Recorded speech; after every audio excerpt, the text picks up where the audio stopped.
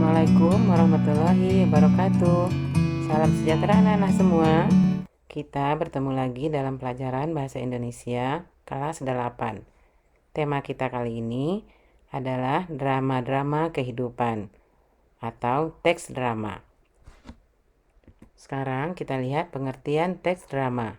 Teks drama adalah teks yang menggambarkan kehidupan dan watak manusia melalui tingkah laku atau akting yang dipentaskan. Drama juga diartikan sebagai karya seni yang dipentaskan. Nah, sekarang kita lihat ciri-ciri teks drama.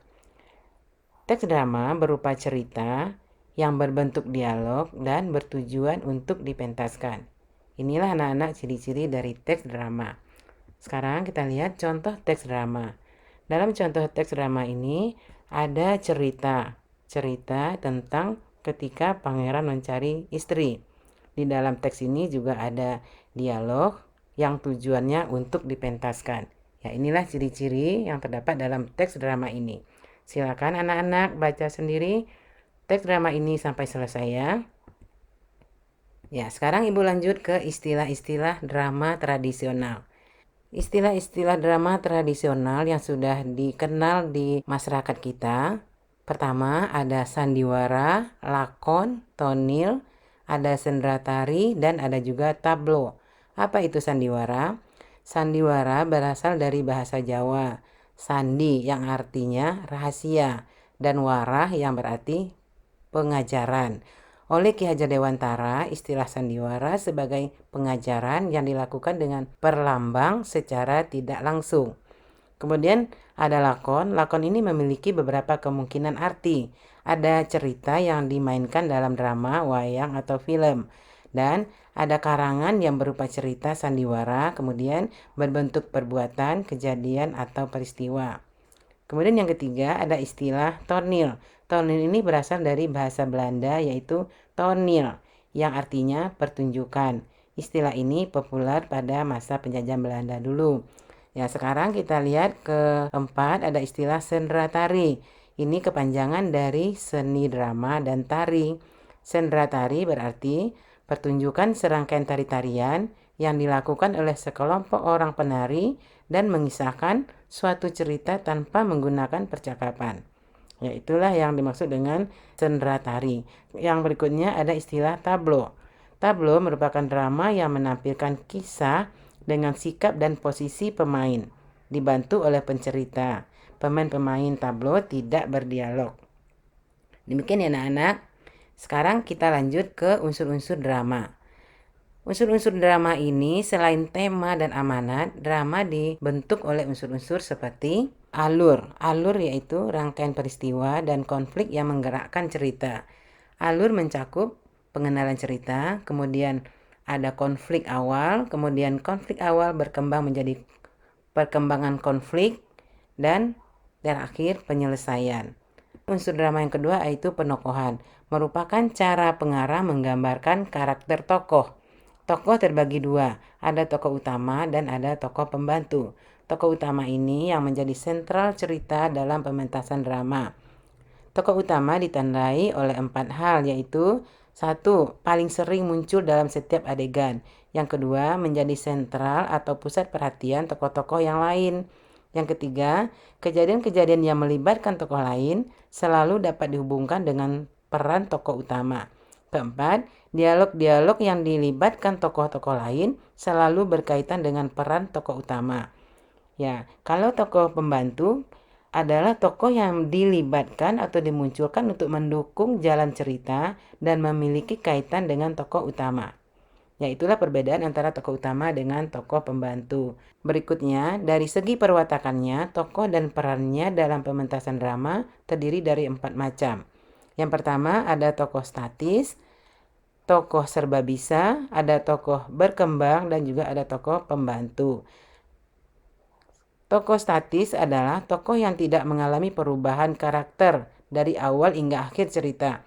Jadi tokoh ini dari awal hingga akhir tetap karakternya hanya seperti awal cerita. Kemudian ada tokoh serba bisa, tokoh yang dapat berperan sebagai tokoh lain. Jadi tokoh ini dalam satu cerita dia bisa memerankan beberapa karakter. Dan tokoh yang berkembang ini maksudnya tokoh ini mengalami perkembangan nasib atau watak selama pertunjukan. Misalnya, tokoh yang awalnya seorang yang baik pada akhirnya menjadi seorang yang jahat. Kemudian ada tokoh pembantu, tokoh yang diperbantukan untuk menyertai atau melayani atau mendukung kehadiran tokoh utama. Tokoh pembantu memerankan suatu bagian penting dalam drama, tetapi fungsinya tetap sebagai tokoh pembantu. Ya, sekarang kita lihat unsur-unsur drama yang ketiga, yaitu dialog. Dalam dialog ada 3 hal penting, yaitu yang pertama ada tokoh, ada wawancang, ada kramagung. Kita lihat dari contoh teks drama yang kita bahas tadi. Tokoh itu adalah pelaku yang mempunyai peran bersifat antagonis atau protagonis. Nah, yang tokoh itu adalah ini. Yang dilihat tanda panahnya anak-anak ada nelayan, istri nelayan, pengembara, dan seterusnya. Ini adalah tokoh atau pelaku dalam teks drama ini. Kemudian ada istilah wawancang. Wawancang ini sama dengan dialog yang diucapkan oleh tokoh. Contohnya, seperti tokoh nelayan mengucapkan dialog, istriku sedang memasak ikan bakar yang lezat, pasti pangeran menyukainya. Ya, dan seterusnya, itulah dialog. Kemudian ada kramagung. Kramagung ini petunjuk perilaku atau tindakan atau perbuatan yang harus dilakukan oleh tokoh. Biasanya dituliskan dalam tanda kurung dan dicetak miring.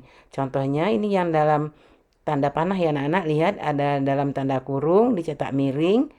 Ini yang dilakukan oleh istri nelayan. Contoh, datang dari dapur untuk menghidangkan ikan bakar. Ya, dan seterusnya ada lagi kembali lagi ke dapur. Dan ada lagi yang untuk tokoh nelayan, ada tersenyum, dan seterusnya. Bisa dipahami ya anak-anak? Sekarang Ibu lanjut ke unsur drama yang keempat. Latar. Latar ini adalah keterangan ruang dan waktu.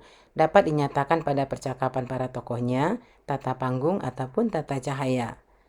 Nah, berikut yang kelima adalah bahasa. Bahasa merupakan media komunikasi antar tokoh. Bahasa juga bisa menggambarkan watak tokoh, latar, ataupun peristiwa yang sedang terjadi.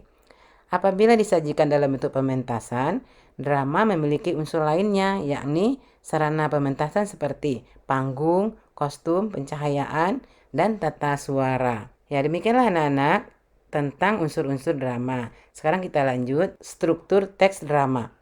Dalam struktur teks drama ini ada prolog, ada dialog, dan ada epilog. Apa itu prolog? Prolog adalah pembukaan atau peristiwa pendahuluan dalam sebuah drama. Biasanya disampaikan oleh tukang cerita atau dalang untuk menjelaskan gambaran para pemain, latar, dan sebagainya. Kemudian ada dialog.